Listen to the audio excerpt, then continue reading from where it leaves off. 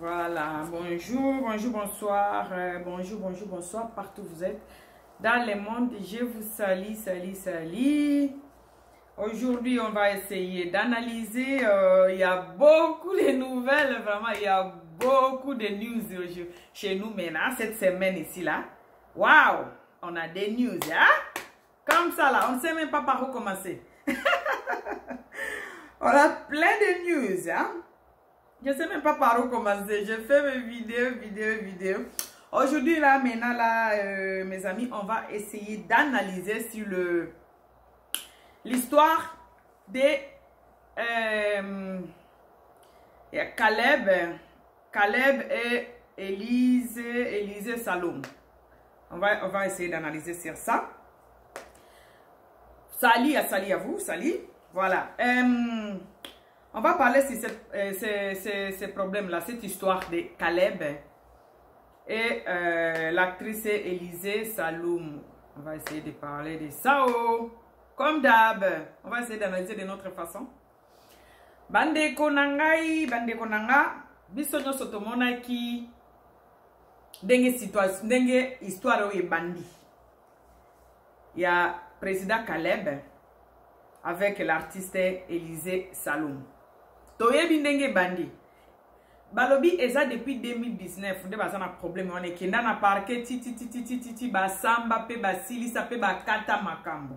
Après ko kata makambo, président Caleb asali recours. Eko bima na média ndenge nini. Donc ezalaki na média te. Totikala ikoyoka ngo te. Wow, félicitations. Inane dira toyoka eloti. Maintenant, likambo oyo uti ko bima semaine passée il y a une semaine ou 2 semaines comme ça passé. Il y a moi Mulopo avec Yvette Kalombo. Yvette Kalombo a yeko tanga kombo ya président Caleb na kati ya ba conflit na bango wana. O to yebi place e utaki na otanga na ngate. O komikaka otangi na otanga te. Donc na kati ya ba conflit na bango wana ba droit de réponse ya Yvette. Yvette ayeko loba makambo ya papa Caleb na ex mama abana na ye na ex femme na ye. Donc mama abana na ye ayeko loba ngo na kati kuna siko epesi frère pasteur epesi président Caleb kanda aye siko po apesa bana basi wana mibale conseil apesa Yvette conseil apesa pe moi Mulopo conseil. En tout cas bandaki bien histoire moi bandaki très bien. Je vais vous expliquer pourquoi na bandi wana. Histoire moi bandé bien azongi pe ayekoloba en tout cas boti ngana makamna bino te bomona kutu tala kutu mama bana ngana tanga kutu kombonete makamna ngana me makango na mediate. Pardon bande konanga basi boti kado akendeki nango kitoko makasi Caleb. Akendeki nango na kitoko forma makasi na débit il a tout expliqué hein. Na lingi na ngai te boko tsanga na ba base na bino te ngai makamna na régla kango na médiaté, voilà, il a bien parlé. Et puis tout d'un coup là, presque na souka na ngeko tuna bima déjà na live, on a mona ki eumeli. Na mona kapa akeko ko iselo ko etini biso le to ça va vidéo. Yo kayo neti fi moko akeko fundanga na futaye 2 millions de dollars, ce qui 3 millions de dollars, ba ko kitati na $200,000. Na maboke na kozwa $200,000 wapi aloba alobi nyonso boye bia mwana na kozongisela ngo awate nazongi kote wana pona koloba nini omoni soki tokomi na niveau toza na mkambo ya Élisée Salom na président Caleb. Pourquoi? Parce que Caleb a memi yango na média. C'est pourquoi? Parce que Caleb a memi yango na média. Na emsa bino bandeko nanga biso to koyana biso ko loba ngabo yo ka promena na media te na oyana ngo jamais bino bato bo comprendre na noter bozo ya ka ko raconta ba vie na bino na media to lingi to yeba te nzoka ndezala ki e grave boy la Caleb ya loba ki to yoka ki biso nyoso ngape na mituna ki no bi bana basi ya Kishasa ba komera bandoke nde nini Na maboke ako yemo ko ndenge azobenga ngo maboke. Na maboke yo ke ndofunda moninga photo 200,000. Kapona role ba pesa ki yo non, c'est pas possible. Mutu nyoso afinga ki mwana mwasi wana. Biso tout to finga ki mwana mwasi wana. Parce que ce qui Caleb ayaka ko répondre te. Na makambo ya Yvette na moi mulopo. Je ne pense pas que to ngeto yeba histoire oyo. Parce que ça histoire bande ko loba me côté na bango ka ba comédien et suka pe kuna et mata penza na YouTube te. Ponga na tiko yo ka ngote. Caleb pona ko ya ko s'expliquer. Caleb président Caleb. Pona ko ya ko s'expliquer, pona ko ya ko pesa conseil na batu oyo batanga ki kombo na ye na media. Omoni YouTube ondire za na kindongi mo. Oyeli makambo mususu mendenge akotisa ki kombo ya mwana dossier oyo ya Star Time ndenge ekoti awa en tout cas ngamba ko elekele nango oh mais ye muto bando pesa bango na no conseil ba me makabilo ko na media te apese pe na frère Mike kutu conseil ba me mabilo ko na bango na media te mais comment ye moko isusu akoti likambo il fallait suka kana conseil to ngeto ye ba likambo te.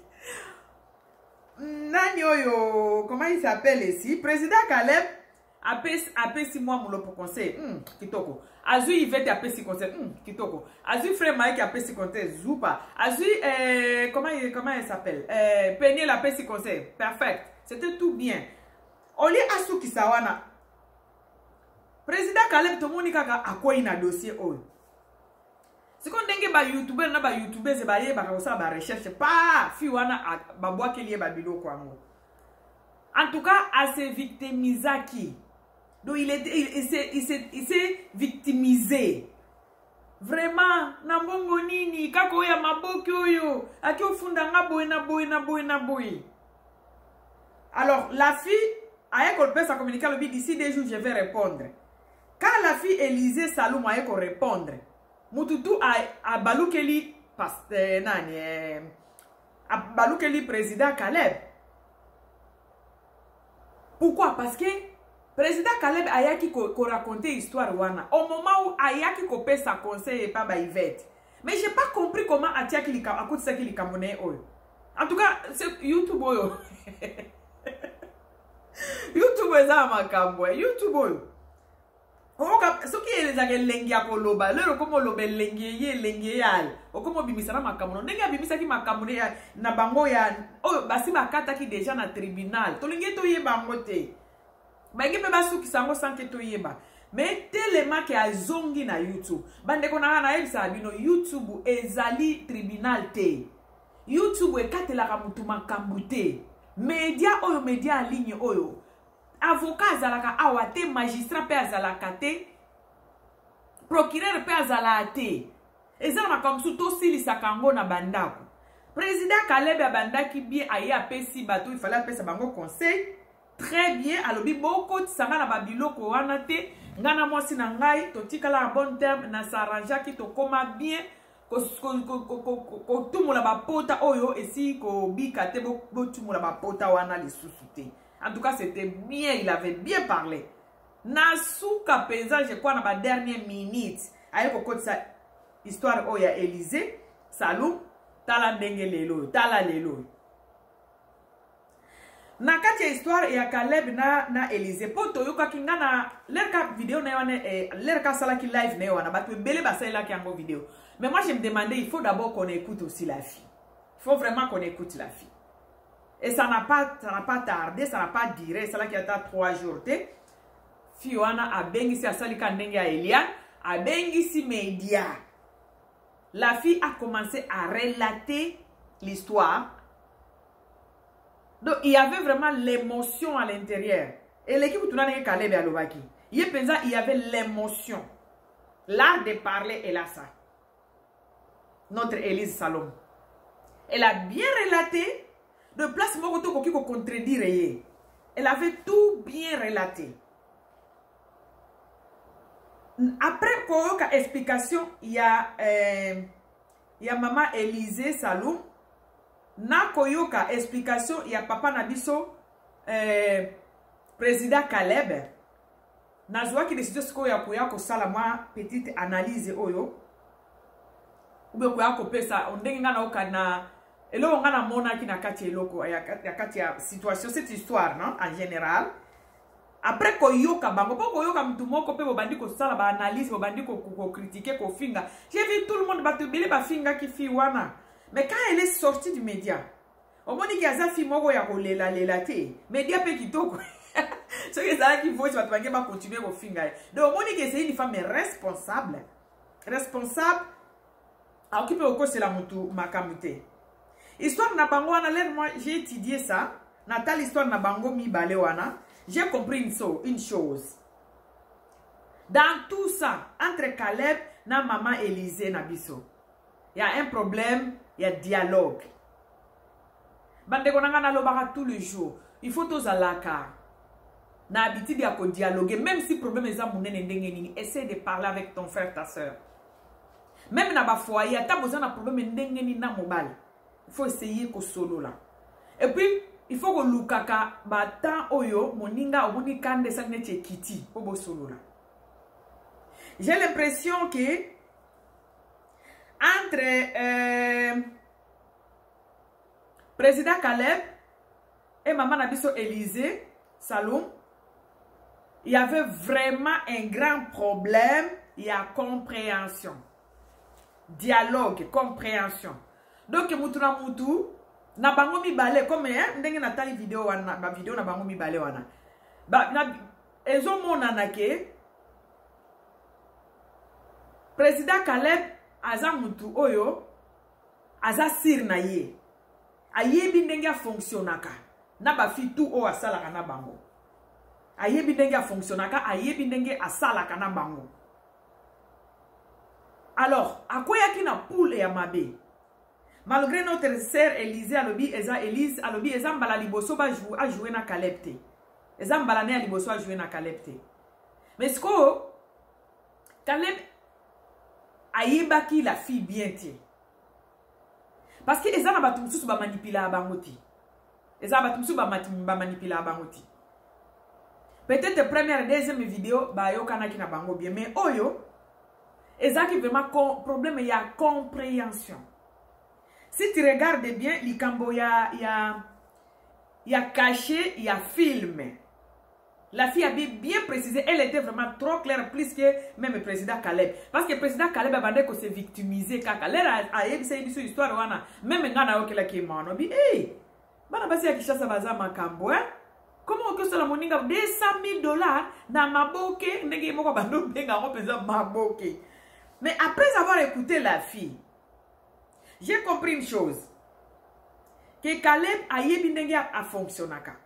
La fille a aussi sa méthode, comment elle fonctionne. Il y a bango mi balé si ko moyen écouter nezala kité parce que niveau ya compréhension ezala ki mon côté. Oh biloko bongo il faut vraiment bo fanda bo solo là.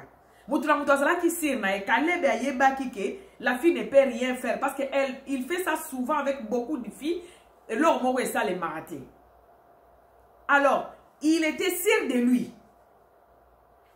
Or, batum susu, ba minimiser bango te ko minimiser mutu nzokande oyebite ndenge na ndenge nini a fonctionnaka. Donc il y avait vraiment l'incompréhension. Si tu regardes bien, la fille ne demande pas, elle n'a pas vraiment insisté sur l'argent de caché à filmer. Elle n'a pas insisté sur le cachet de films. Place à ça qu'on insistait.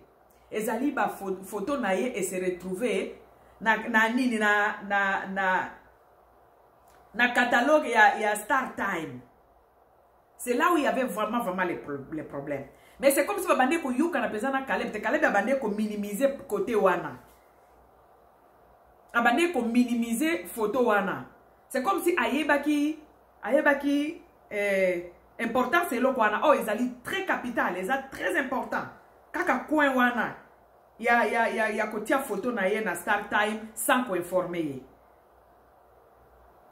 Maintenant, babanda iko solo la. Ndenge fiyo na biba ayaki 2 fois 3 fois na bidon babande o solo la, mais niveau ya compréhension ezala inde monte.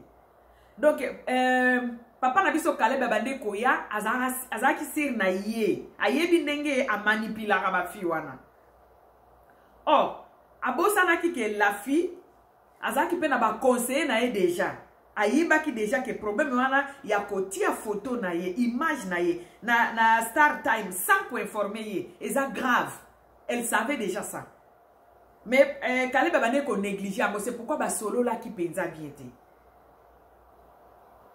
Ba solo là qui bien te. Caleb abane au pesa e chance ba solo là te. Si tu regardes bien, c'est pas vraiment la faute de la fille. Et ça peut faute ya papa Caleb te. Parce que mutuna ba entre bango mi balana mutuna za ki sir na ye moko. Caleb ne voulait pas beaucoup discuter parce qu'il savait que la fille a comme ma nulle part et puis a comme ma Star Time nulle part. Oh, la fille a ça qui déjà ma bateau ba kocha qui bien ba ici au monika imagine wana, tu peux te faire de l'argent avec ça.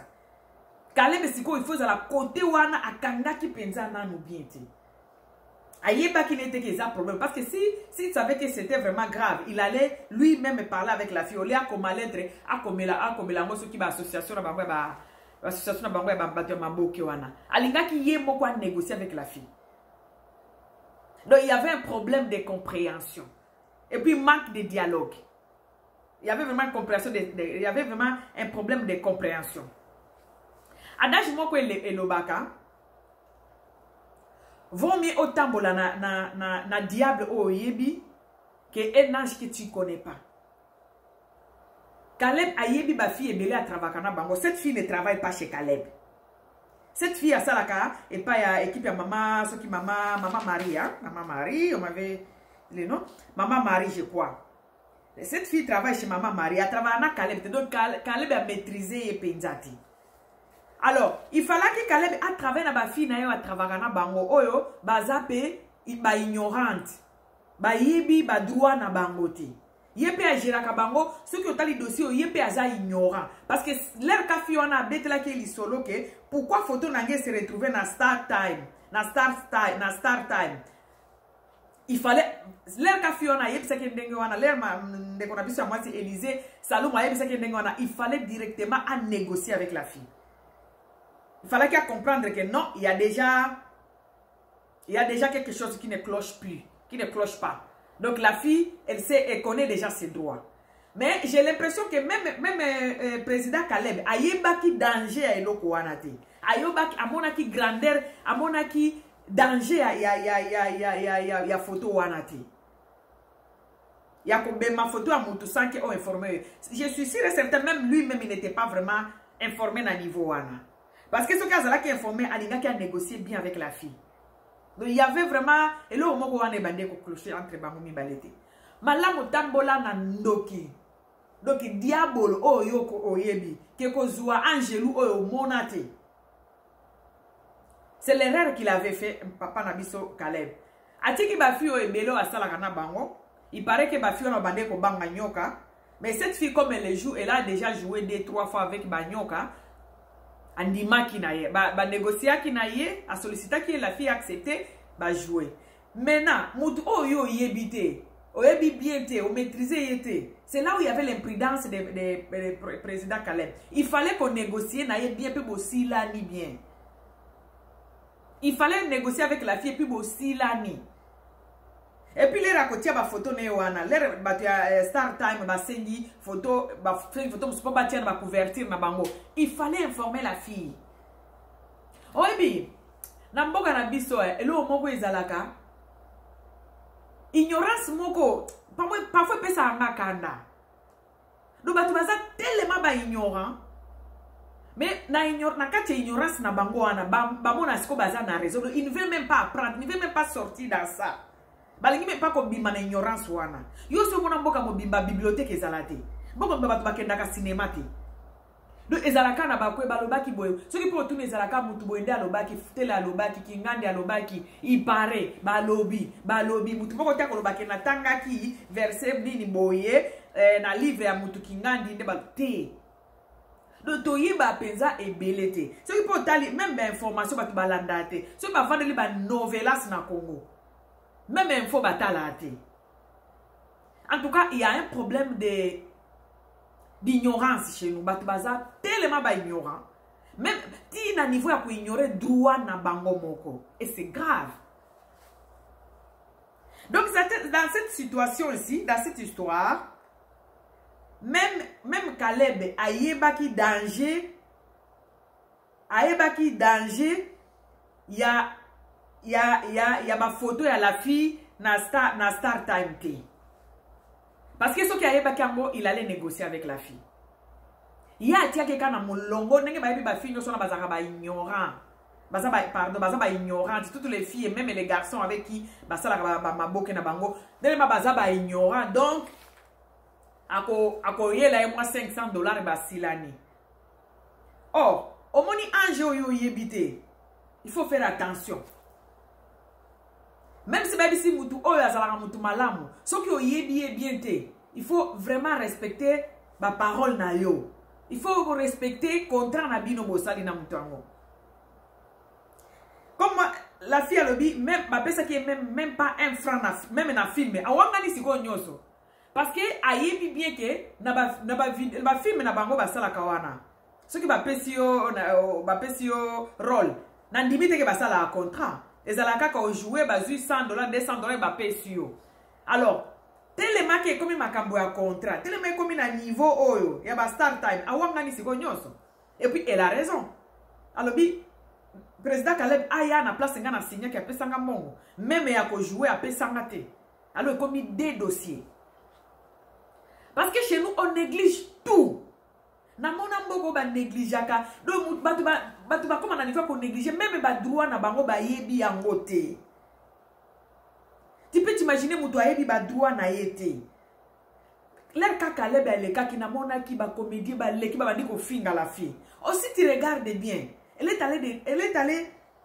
en train de déclarer quelque chose. Oh, ils allaient pour un avantage na bango.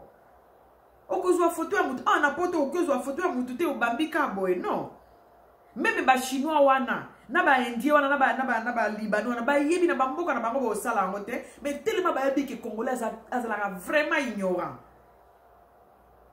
Même $50,000 wana oyo Élysée alobaki ba pesa ki kale beza muke. Ce qui batia qui fiche wana nabani na bango nyoso na 53 pays ndenge lobi Afrique. Eza mbongo muke. Tozaka ba ignora vraiment, toza ba ignora moko. Et ce qui étonne, ignora ya kolobate que je vais apprendre non. Ignora oyo aza kondimane ki ignorance na ye. Alingi atika na ki ignorance na wana alingi kolongwa na kati kuna te. Et puis les gens se demandent pourquoi tu vas évoluer à pas sauter. Il y a des talents terribles. Et ça problème à musique, ils allaient tout le bakaka ba artiste et à Congo nyoso, ils allaient ba musicien, ils allaient ba théâtre, ils allaient ba tout na habité ce qui ba nini, ba toza na ba talentier na kati ya mboka na biso. Mais mutu moko te a bénéficier ka ba talent na ye. Pourquoi? Parce que toza ba ignorant. Et puis to lingi ko bima na ignorance te. Je ne dis pas que cette fille a bien fait. Non. Mais, Azu Batou va payer conseil. Bah, il dit non.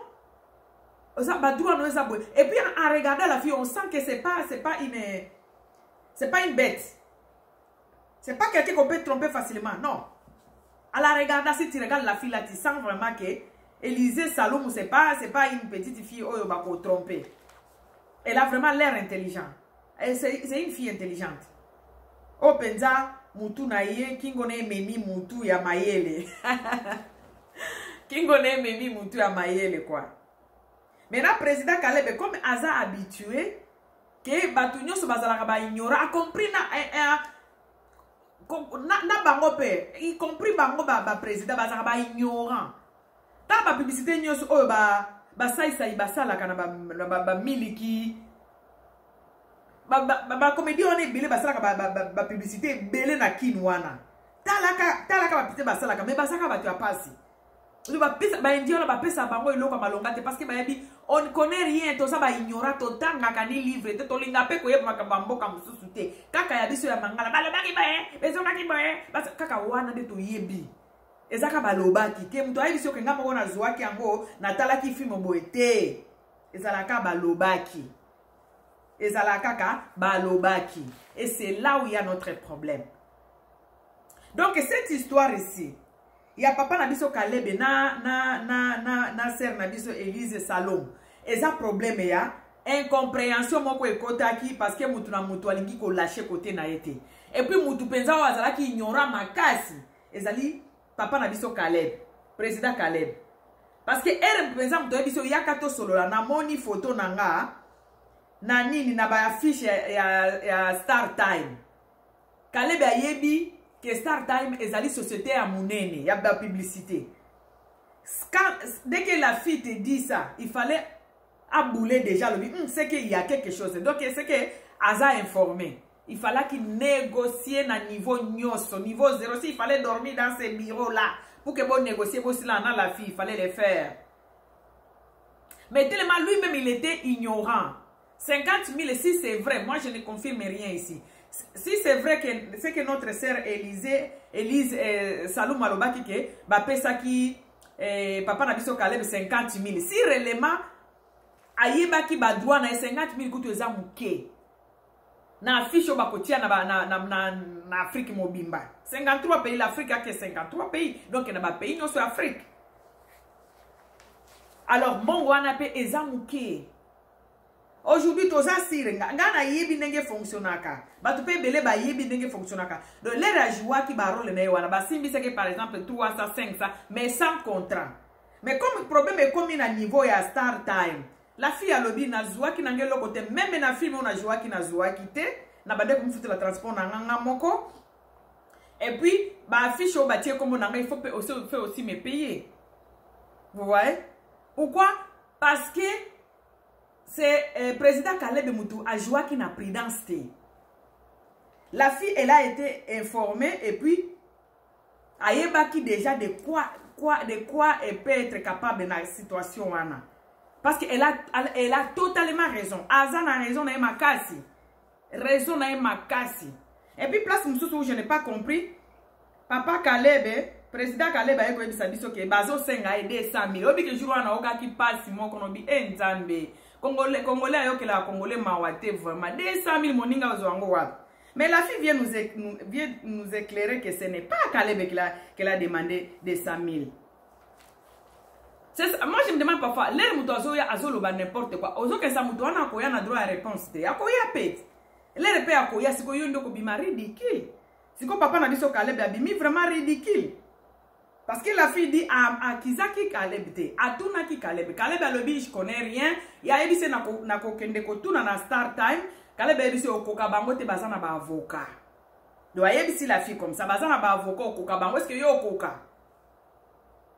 Omoni ko négliger mutu yo koka obi ke biloko wana ya koyebisa mutu foin ezala mabe parce que mutu akoloba na ko lakisa pe sikoyo est-ce que okoka bango bazana ba avocat yo okoka Star Time oli ya ko négocier avec la fille le ratinda ki ebongo et puis na life na asali dernièrement andimi pe ke ayebisa ki la fille bongo alors le oyebisi ebongo akeko funda bango pokuna nde dini na ye photo na ye ezali.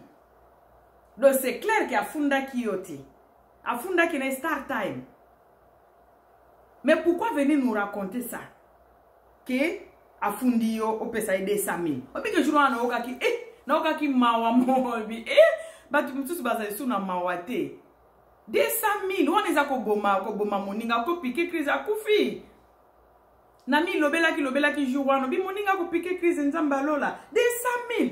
Or, ce n'est pas les ayom toi, 5 qui de 100 000. À 5 qui n'a pas tout batiaki et longi na une affiche. Batouana de batangi comme à Caleb. Donc la fille a été trop claire. Non, elle a été vraiment trop claire. L'air cas ici que le bamoutou andimi. Moi-même j'étais convaincu. Même papa Caleb a le que oh c'est une sorcière. Tala na niveau pesa au coma pesa au commune à page non so benga moutou sorcière. Pardon, si la fille prend les captures wana. Azu capture écran babilo ko anoko maki je suis sûr que azu yango parce que zo tambola na mona ki yango chez la mama soki sikoyo fi wana azu ba capture wanga akena ngo pe isukuna na jugement ko na tribunal na parquet bimaki aza mabe omoni na communauté na biso biloko ya tika kaka ezo etinda ka babilo mutusu esale makao ezanga sens. Si la fille maintenant a joué sous ba capture wana, oh komiki asa sorcière, c'est une menteuse. Ce qui a joué en wake na ngosko sous na parquet. On moni que e bendi dossier musus. On moni que bendi dossier musus. Bande konanga maîtrise de soi est très important. Et puis ce que moni li kam os obligé qu'on réagir tout de suite. Réfléchis d'abord.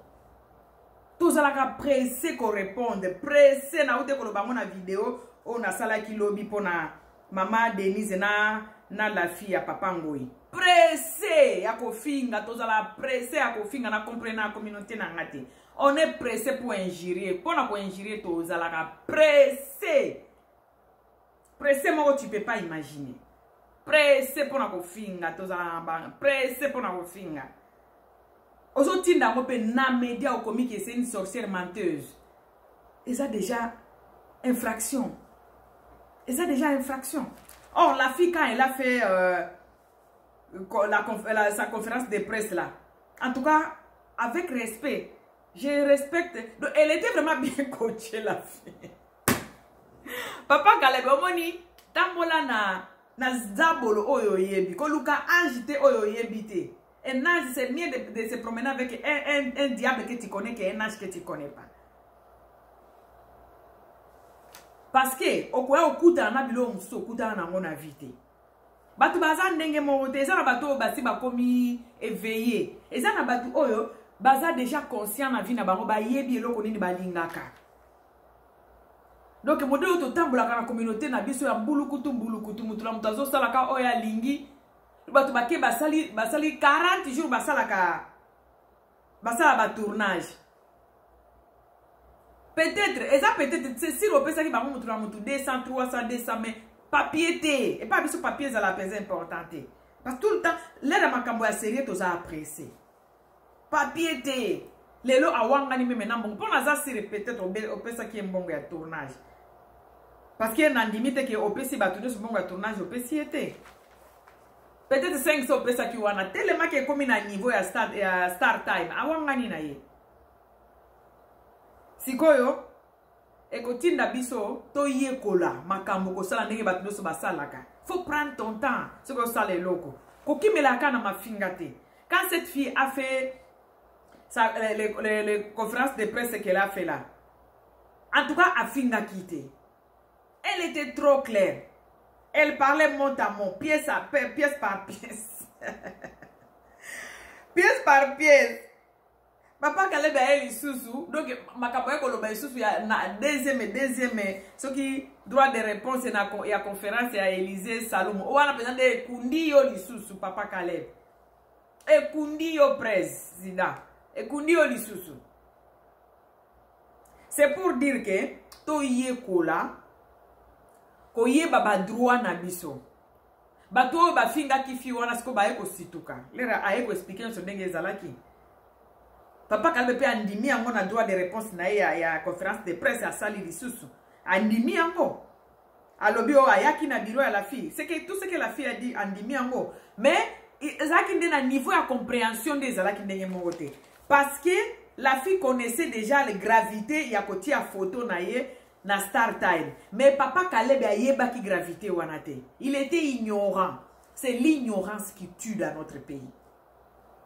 Ignorance de tini to zaba bola tina niveau to zanango. On est vraiment les ignorants. To zaba ignorant moko. Au moins ceux qui m'doya yo sala ka moi vidéo moko balinga critiquer mutumo bo mona batu tout ba ko na bandi ko finga yo mutozo sala vidéo. Mais peut-être no PC ka conseil. Et koki ko aider. Mais on est tellement ignorant que de ba ignorant pensa o ya ba ignorant mais balingi ko longwa na ki ignorance te. Nde biso. Cette fille là, elle était déjà bien coachée, elle savait de quoi elle parlait. Les rabande ko benga papa Caleb ba solo là. Mais président Caleb azalaki ignorant. Ayeba ikak ndenge asala kana na ba fille nyoso wana na ba acteur na ba actrice na ye ayeba ki ndenge asala na bango elo mote okite ndenge fille wana lobi ayebisi ke Star Time bazana ba avocat ko kabangoti. Oh muto kyoza na ba avocat ndenge ni soki azana tort. Yoko zu avocat moko yazana milieu ba avocat. Ce qui muto wana azana tort. Ozana ba preuve à l'appui. O gagner kaka. Tous en état de droit, et c'est ce que zala ki liboso to ke okobenga o koko noko na bino azala soki wapi. Et c'est état de droit. To comme un état de droit. To comme un état de droit. Et puis je voulais informer aux gens oh bazoloba atournaka na banyoka eza nango mabete na sens nini. Ezaka ba rôle kaka ba incarnaka ezate ke soki otourner na nyoka nde okomi ndoki te. Eza ba rôle o incarner rôle moko boy. Ba msupe ba incarnaka ba pesi rôle azala Pete. Azala basi ya basi ya ndumba. Est-ce que moi si on a ndumba non. Eza ba rôle ko jouer na nyoka donc eza rôle oh a incarner ki ezate ke azandoki non. Ezate ke azandoki non. Omoni ba biloko wana ya na bandoto na kome kolota bandoto eza ba biloko siko ba coaching sikoyo parce que infraction eza wana eza clair. Il faut siko ba sa ba biloko yo ba pilipili na ba mungwa sikoyo makasi po sauce penza etelema. Yo azana batu bo koche penza ba ebise ke bakisa boy ke na lota ki bandoto tout ça na lota bandoto nazo pumbwana na babenga ngonini na parasoleil tout ça ce sont des trucs qu'on ajoute mais baza parce que baza déjà na ba épreuve nyoso baza déjà ba ebi déjà ke bato na baza na tort donc il faut siko ko kitsa bango sous makasi. Donc eloko wana eza niveau ya incompréhension oyo ekotaki entre bango mibale. Donc la fille n'a pas de tort, il y a qu'on réclamer. Parce que au kiko zwa photo ya mutuka oye ko pesa ngo boy. Tellement basala kango na ba fille mususu. Soki ozwi mutu ya sika, il faut oye banano oye ba mutu wana. Peut-être il y a aza ignorante te. Et c'est l'imprudence que président Kalebe asala été. Akiko zwa fille azala na groupe mususu parce que ba fille na il paraît que ba banga kinyoka. Akeko zwa fi wasi ayebi déjà ki azwa déjà na nyoka akeko zwa ye ba pesi rôle wana principal. Alors il fallait vraiment que ça la nord de naï parce que yebi était tango la bandoki no yeba kameko luka ange te ka comme ça pire yo ange wana yebi était. Et c'est l'erreur que notre président Kalebe asalaki. Ya ko zwa muto yebi était au bandi ko manipuler kanengo manipuler abatu nyoso il y a des gens qui ne sont pas manipulables. Attention que ça y est mon côté mais tout autour na ya na batu ya mayele. Alors il fallait qu'aussi la nana et la fille au lieu yako ebise asala o alingi. C'est là où il y a les problèmes. Problème ezala kinde wana. Problème ezala kinde wana donc aspect ça qui est rôle la fille avait joué. L'air siko ekomi ke apesa ba photo na Star Time. Il fallait qu'il a informé la fille. Attendez que ba fille moko nde atinela ki ba photo. Mais ça la bongo tam supo na affiche. Ya kesa ke za pona ba affiche na bino ya film. Ayeba ite ke za ya kotia na catalogue ya Star Time. C'est clair. Osengi ba photo, atindele ba photo. Attention que obisa que bazo senga ngokuna mais il fallait que siko suite parce que biloko wana ba pese la rango mbongo. Elle était informée, elle n'était pas ignorante. Et c'est ce que papa na biso Kalebe ayeba ite. C'est papa Kalebe nde azala ki ignorant. Akanisa ki akomela ye. Oh, ezana batu misusu ba fongwama déjà. Donc mutu soki oyebi c'est pour vous dire que mutu soki oyebi bien te. Il faut ozalaka honnête na ye jusqu'à ce que ko yeba mutango. Le papa Kaleb ayeba ki la fite. Et puis je suis sûr et certain que papa Kaleb yemoko azalaki ignorant na côté wana que photo a mutoki ko publier ngo ka boete o pesi epe loti. Ubi ayeba kanisa ki ke ndenge ba film susu e marchaka et ko marcher na avec elle ça pas marché.